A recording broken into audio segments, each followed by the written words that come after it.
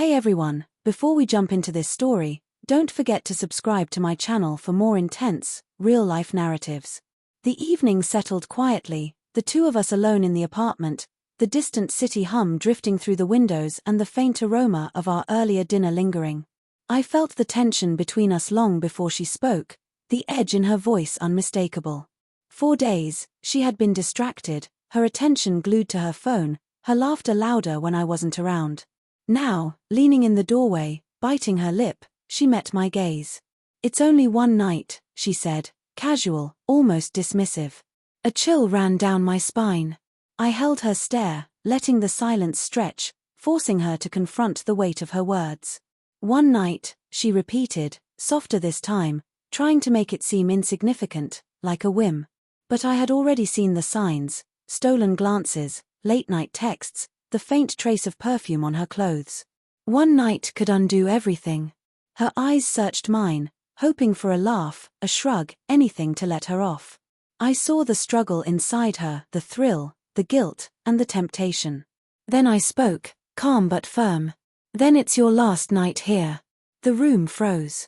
Panic flashed across her face, the sudden awareness that she had misjudged me, that she underestimated how much I valued what we'd built. She stepped forward, trying to reach my arm, but I pulled back slightly, heart racing with sorrow and resolve, not anger. "You think one night doesn't matter?" I said quietly. "One night is enough to unravel everything we've built, everything I trusted you with." She opened her mouth for an excuse, but nothing came. She had expected forgiveness, a casual shrug. Instead, she met quiet resolve, heavier than any scream. A shaky laugh escaped her, clashing with the tension. "It's not what you think," she muttered, fumbling to explain.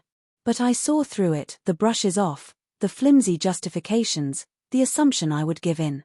"Call it what you want," I said. "One night is enough to break us if you choose it."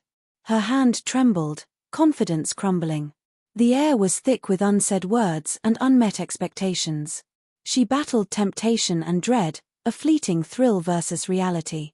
My choice had been made long before she spoke. Trust, once broken, allows no compromise.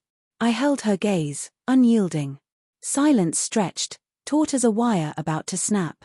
She tried to speak, plead, deflect, but my look stopped her. My life, my peace, my heart, they weren't hers to gamble. "You've had your chance," I said softly. The finality rang like a judge's gavel. Her spark faded, replaced by dread.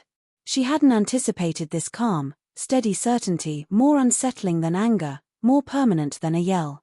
I wasn't angry. I was done. No turning back.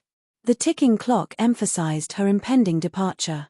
She glanced around, suddenly aware of the life she might lose. Regret flickered, but it was too late. Actions, not words, revealed truth, and her actions had spoken clearly.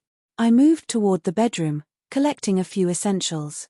She followed, whispering, "Please don't." I didn't respond. My movements were deliberate, purposeful, reflecting days of clarity and anticipation of her real intentions. Love without trust isn't enough. By the time she realized I wouldn't bend, her options were gone not by force, but by unwavering resolve. I left her briefly in the bedroom, letting the weight of her choice settle. When I closed the door, the apartment felt lighter, free from months of tension. She would leave, likely crying, but I didn't stay. My life remained intact, my self-respect preserved. In that calm, decisive moment, I understood that the strongest decisions are often quiet, unwavering, and resolute. By morning, she was gone. The apartment smelled faintly of wine and perfume, but she had vanished. Her one night had ended, and with it, a chapter where someone else's fleeting desire could have jeopardized my peace. I acted not out of anger, but out of self-worth.